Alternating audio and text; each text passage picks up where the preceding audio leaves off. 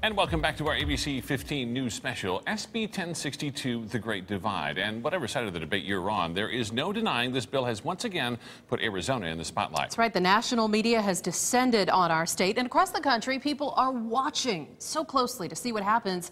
But they're also weighing in, and we wanted to know what the rest of America is saying. It is, after all, a top story nationally, thrusting us into the spotlight. We had ABC 15's Christopher Sine find out what people are saying about the bill and Arizona's image.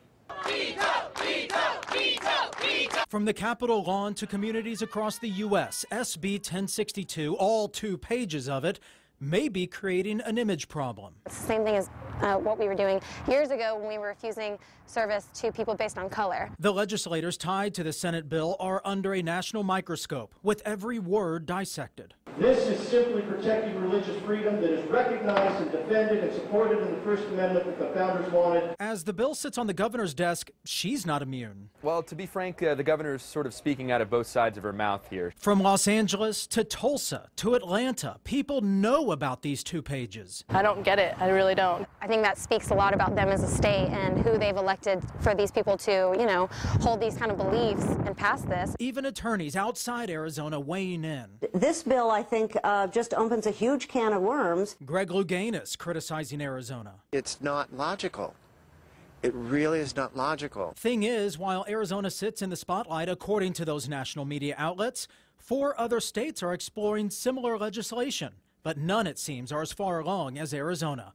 Christopher Sine, ABC 15 News. Now, at the heart of this bill is giving certain rights to business owners to refuse service to customers. So how do they feel about the bill? ABC 15's Sarah Goldenberg spoke to several businesses today to get their input.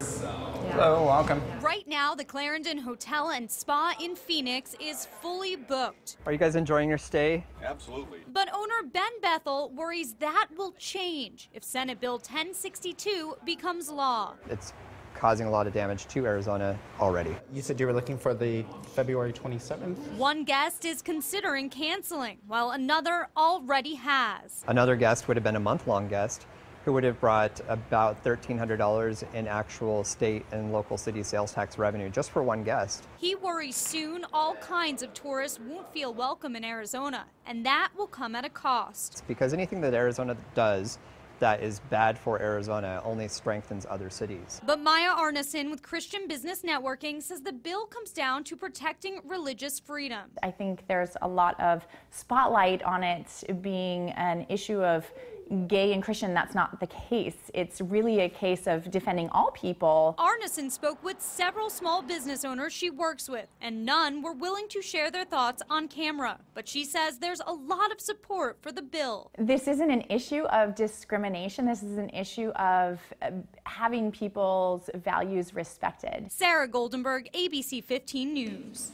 And that leads us to our second debate, focusing on what's at risk if the bill is passed. Several businesses, including American Airlines and Apple, which is building a new plant in Mesa, have asked Governor Brewer to veto SB 1062. Yeah, people are also asking the NFL to relocate Super Bowl 49. The NFL even releasing a statement today saying that they're following the issue here in Arizona, and they're going to continue to do so should the bill be signed into law. I want to bring in Barry Broom, first of all, to talk to us about the economic impact of this.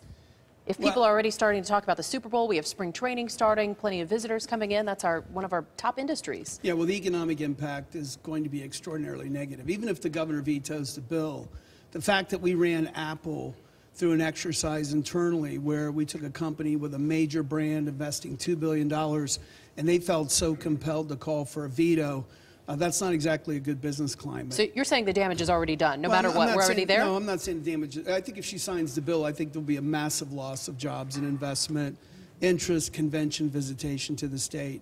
I think the Super Bowl could be at risk if she signs it into law. I think if she vetoes the bill, I think, it'll take us a few months to put this behind us. But I wanted to talk a little bit about, why a company like Apple would take a position like this on 1072.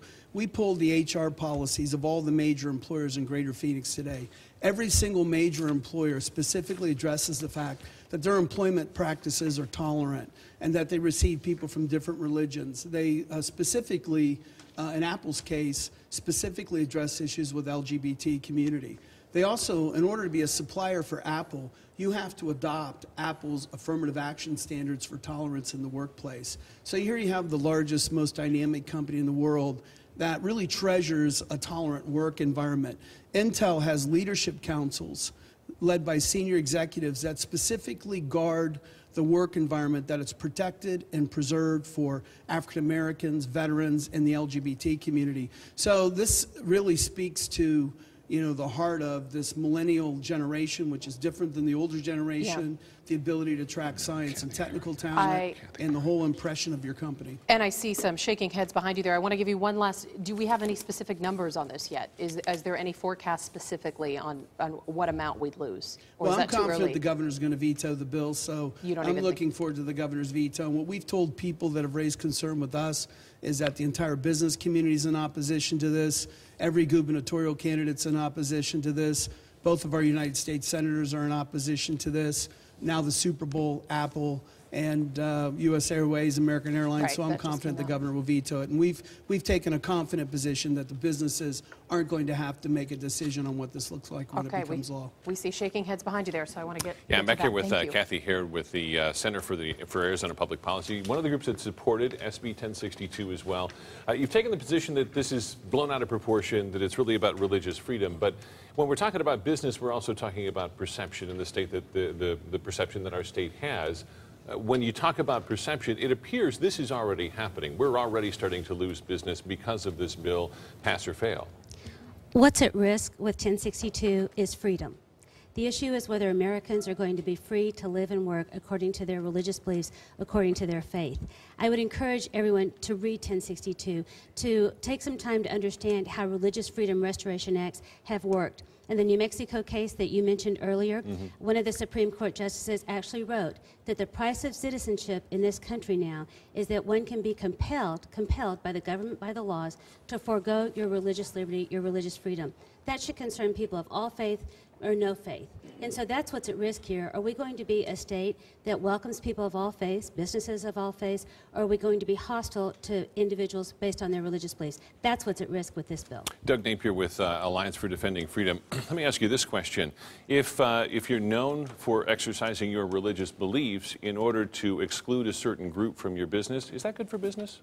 Well, I think the state of Arizona has to ask that same question. Are we going to be known nationally as a state that doesn't welcome businesses that want to operate their businesses based on biblical principles, on ethics? If we have a pharmacist that doesn't want to supply abortifacient drugs, are they going to be run out of business like our pharmacists that we represented in Washington State? Are businesses that don't want to comply with the Obamacare abortion pill mandate, are they going to be told they have to shut down or pay huge fines? Those are the kinds of things. Yes, businesses are going to be impacted by religious liberties, but religious liberties, when exercised freely and understood properly, as they should be understood in the context of this bill, are good for business, they're good for the reputation of a state. I don't want Arizona to be known as a state that runs out people just because they want to exercise their religious freedoms in their place of business. That's a good thing.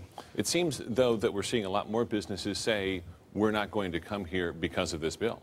Well, the NFL didn't say that. They said, we're looking at this, and they said they're against discrimination. I think we're all against discrimination, but it's discrimination against Christians, it's against Muslims, against Jews as well. We've got to look at that part of the equation. If we're going to talk about tolerance, tolerance is a two-way street. We can't just single out some people and say, you know what, at the expense of religious liberties, a right that's been on the Constitution since, the founding of this great nation. It's part of the Arizona Constitution. It's actually part of the religious protections that have been with this state since 1999. We have to respect those things too. The good thing about this bill is it balances those interests. Yes, there is a lot of tension here because I think there's a lot of misunderstanding about what the bill does. You've got religious liberty on one side, but you've got compelling state interests that balance that out on the other side. It's a common sense bill that works for the state of Arizona, and people who understand it support it because it makes the state a better place. Doug, thanks so much. We want to get another viewpoint here. Yeah, well, at least we talked about what is the risk in all this, but should this even matter? Does money even matter when we're talking about morals and religion and people's beliefs? So coming up, people on both sides of the issue discuss SB 1062 and morality.